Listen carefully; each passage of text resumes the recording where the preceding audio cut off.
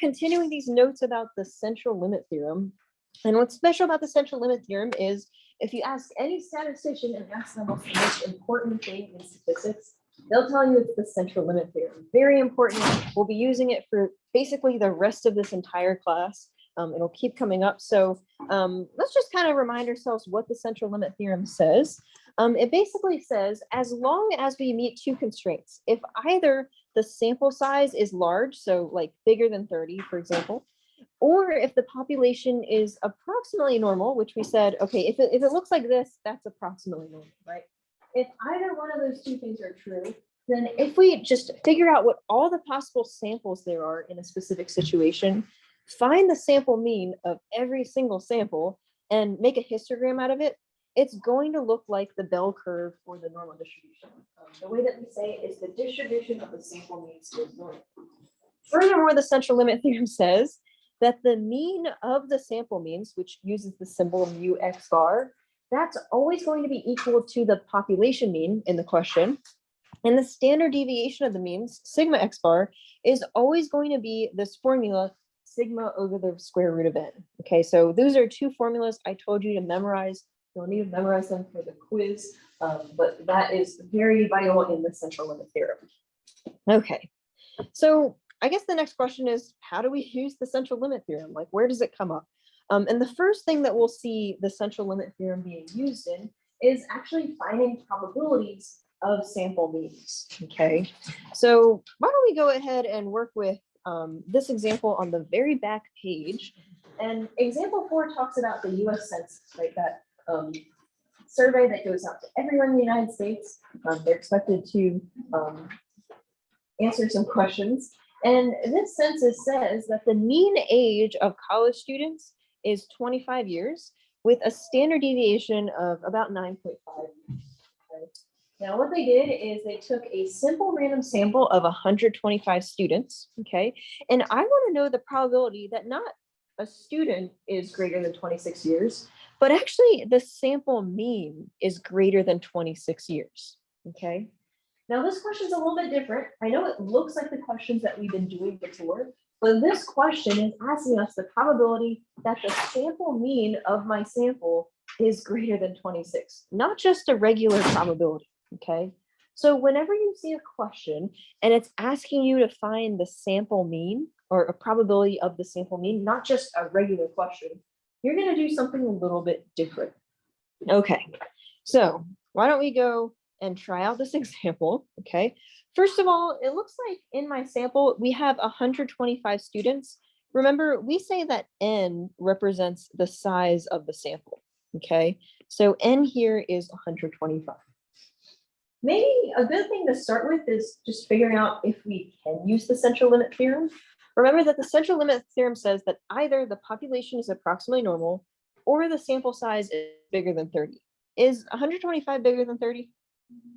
Yeah, right? So because this is bigger than 30, we can use that theorem that I introduced on Monday, and we can go on with this example, okay? Now, the central limit theorem also tells us that if the central limit theorem applies, I know that the sample means follow a normal distribution, which is good. And also that I can find the mean of the means and the standard deviation of the means.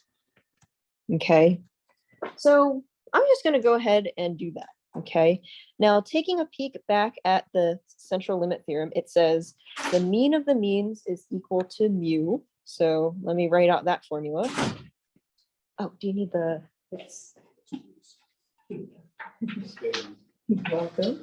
Okay, and what is mu in this example? 25. Perfect. So that's my mean of the means. I'm not just looking for the regular mean, I'm looking for the mean of the sample means.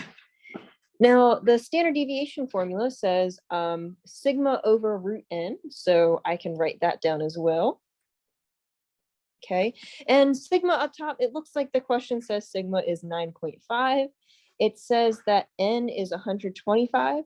So if I literally just plug this in my calculator, I get 0.8497. Okay. So what I've actually done is, since this question isn't asking about the students themselves, it's asking about the sample means, I found a mean and standard deviation that represents the sample means that we know follows the normal distribution. Do either of you two need the notes?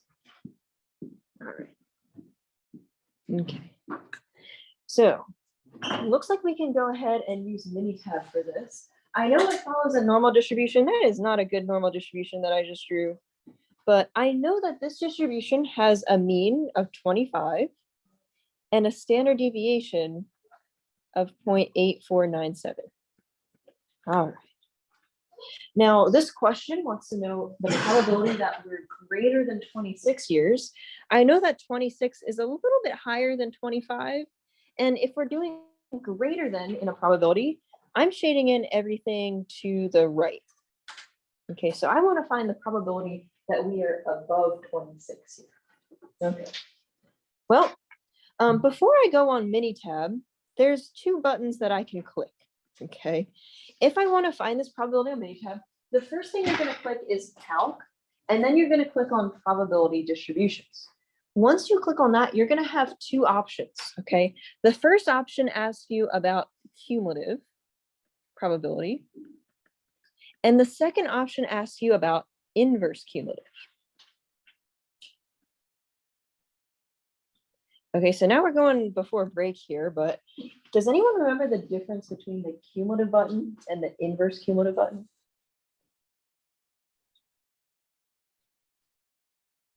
And Cumulative finds the probability, inverse cumulative, you already have the probability in the term. that's exactly it. That's perfect. Okay, so let me just write out what Ange just said, okay? If you go on Minitab and you choose the cumulative button, it means that, okay, the question gave you an X value and you want to find the probability, okay?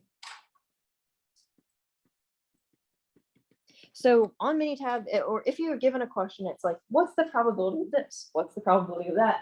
That's when you use the cumulative button. Inverse cumulative is if the question gives you the probability and you're trying to find the X value or the Z score that goes with it, okay? So this finds the X value. Okay, so they're basically inverses of each other, and they do different things depending on what the question's asking. Now, in this question, it's asking us, what is the probability? Well, cumulative finds the probability. I guess I have to click the cumulative button. Okay, this is the button that I'm clicking to find the probability. Okay, does that make sense? All right, now what I'm going to do is I'm going to show you what I'm going to click on Minitab. So I don't think we have anyone on Zoom, so I don't have to share my screen here. Let me just go to Minitab real quick. Okay, and in order to find these probabilities, you're going to click on Calc. You're going to click on Probability Distributions. I wrote them up here if you forgot what to click. And I'm going to click Cumulative Distribution instead of the inverse cumulative. Okay, now you are not supposed to see that, but there we go. Once you click on this, you'll get a screen that looks like this. It says a single value on top. We're just going to leave that alone. The value button is, okay, that's what we're going to say what we're interested in finding the probability of. I want to find the probability of around 26 years. So 26 goes in the value. Now the mean and standard deviation, I'm not going to type in the mean and standard deviation the question gave us. I'm going to type in the new mean and the new standard deviation that I found like when I did the calculations. So the mean is going to be 25, but the standard deviation is going to be that new standard deviation I just found, which was the 0.8497. Okay, so that's what I'm typing in here. Once I'm done that, I'm going to click OK. And we get 0.880379. Okay.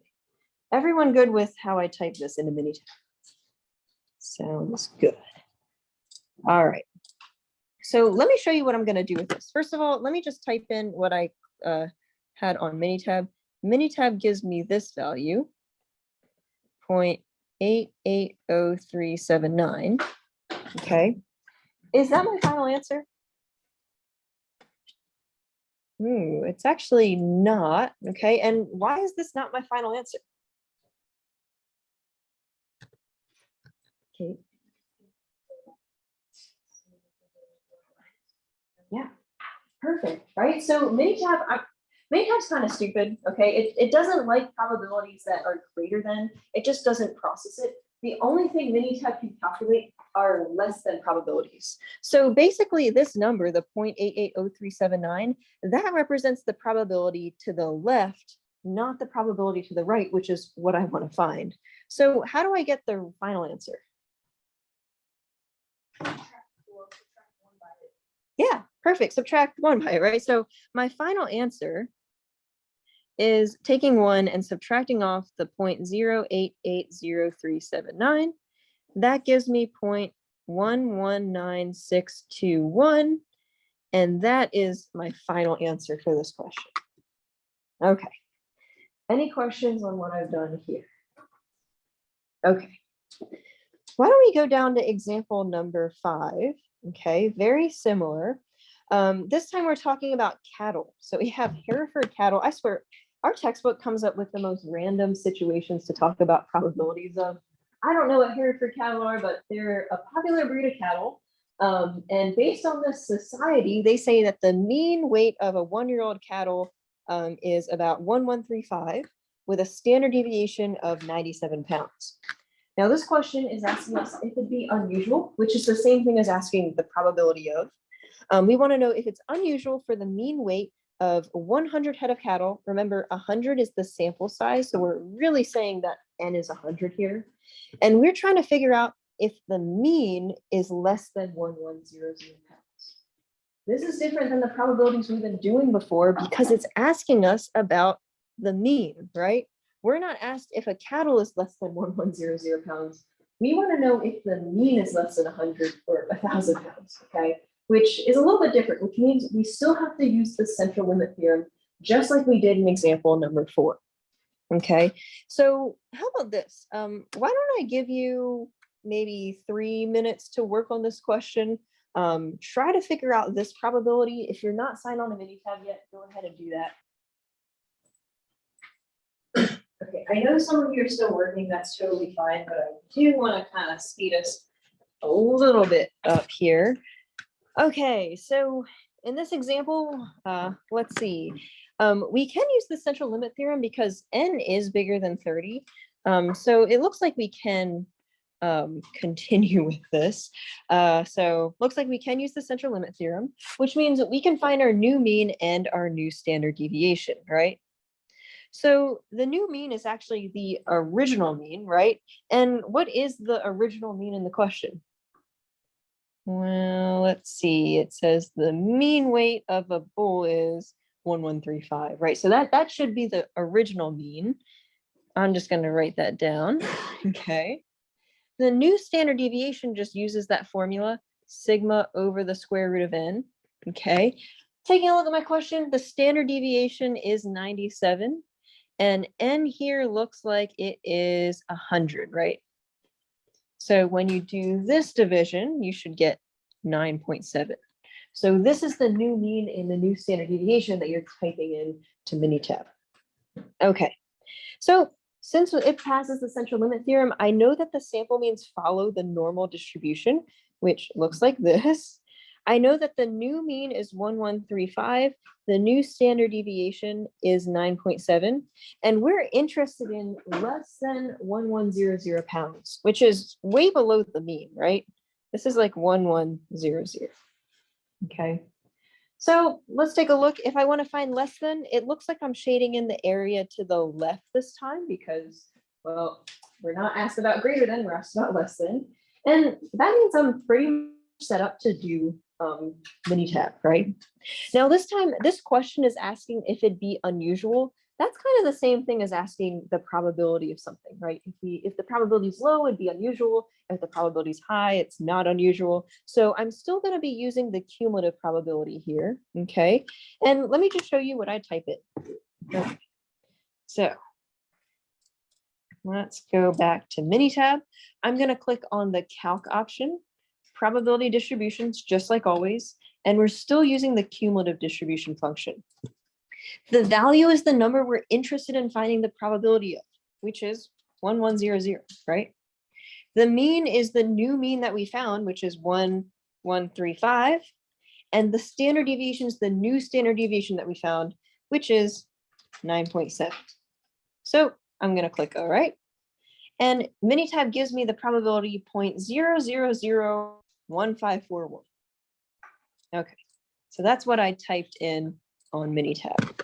So just so we have it in our notes, what Minitab gives us is 0.0001541. Okay, and is that my final answer? I see some people shaking their heads, some people shaking no. Well, does Minitab answer less than or greater than? Less than. Now my question is asking about less than, so do I have to do anything to this number? No, right? If I'm finding a less than probability, we leave that number alone. We don't do anything to it. This is actually our final answer. Okay, this is my answer. Okay, so if it's greater than, you have to subtract from 1. If it's less than, you don't have to do anything. Okay. Now this question is asking us, is it unusual for this to happen? Is a probability of 0.0001541, is that unusual? That's pretty unusual, right? So finding the sample mean to be less than 1100, that's pretty unusual. We don't like that, so this kind of answers our question for us. Okay.